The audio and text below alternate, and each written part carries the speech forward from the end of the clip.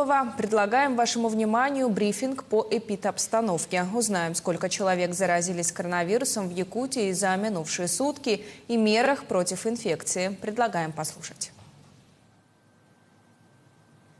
Ольга Валерьевна, здравствуйте. Расскажите об эпидситуации на сегодняшний день в республике. Добрый день, уважаемые жители Республики Саха-Якутия. По данным Управления Роспотребнадзора по республике на настоящий момент фиксируется 275 новых случаев коронавирусной инфекции. Необходимо обратить внимание, что в столице нашей республики сохраняется напряженная обстановка, выявлено 122 новых случая.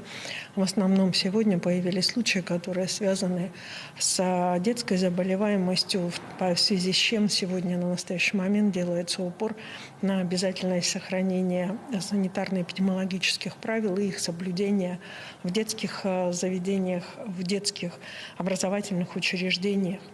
Необходимо обратить внимание, что особо напряженной остается обстановка в Алданском, Мернинском и Нерингринском районах. Это промышленная группа районов, в которой сегодня достаточно большой уровень передвижения граждан, в связи с чем и слабо соблюдаются нормы, определенные указом главы республики. К сожалению, из сельских районов сегодня остается сложная обстановка в Хангаласском, Мегино-Кангаласском и Амгинском районе. В Амгинском районе также отмечается и низкий уровень вакцинации населения. В целом в 19 районах республики еще дополнительно фиксируется от 1 до 6 случаев новой коронавирусной инфекции. Необходимо обратить внимание, что в тяжелом состоянии в реанимациях разных центральных районных больниц наших Якутской республиканской клинической больницы находится 132 пациента, из них 35 находятся на ИВЛ. На 22 ноября 2021 года в республику уже поступило 609 тысяч доз вакцин. Сегодня поступило дополнительно 31 800 доз вакцины «Спутник Лайт», которую по рекомендациям Минздрава Российской Федерации необходимо применять только относительно непосредственно ревакцинации. Первую дозу вакцины в республике получило 459 434 человека, что составляет около 64% от взрослого населения республики.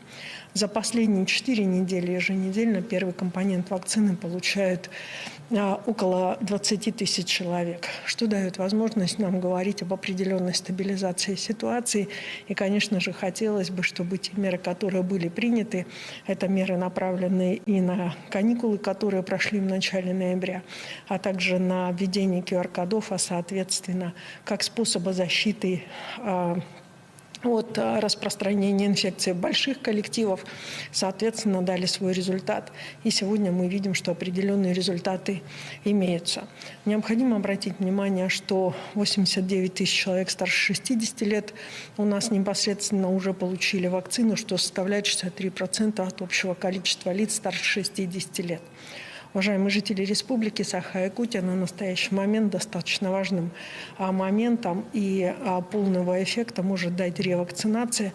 Как вы знаете, вчера президент страны тоже проревакцинировался, и, соответственно, «Спутником Лайт» у каждого подходит свой период для ревакцинации. Приглашаем вас на наши пункты медицинских учреждений для ревакцинации. Соответствующая вакцина в целом везде имеется. Уважаемые жители Республики Саха-Якутия, с пятницы изменился порядок непосредственно определения правил по определению заболевших новой коронавирусной инфекцией. В связи с этим обращаю ваше внимание, что на настоящий момент при выявлении заболевшего в коллективе, в группе детей или в коллективе непосредственно общем в обязательном порядке анализ на коронавирус будет браться у всех. Кроме того, анализ на коронавирус будет браться у всех, в том числе, кто и заболел и имеет признаки устных респираторных заболеваний. Однако наибольшую сложность сегодня представляет собой ситуация, связанная с распространением гриппа и низкими темпами и низкой диспансеризацией от гриппа.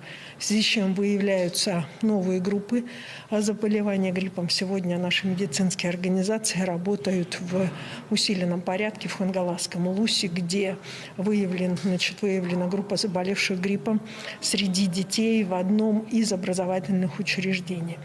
В связи с тем, что Дети у нас не вакцинируются против коронавирусной инфекции, с чем предлагается все-таки еще раз всем обратить внимание на гриппозную вакцину и вообще в целом на вакцинацию против гриппа. Сегодня обе эти вакцинации могут проходить одновременно, и действительно они дают возможность и дадут нам возможность встретить Новый год.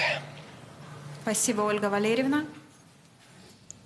Это был брифинг оперативного штаба по эпидобстановке, а мы идем далее и переходим к выпуску новостей. И вот его главные темы.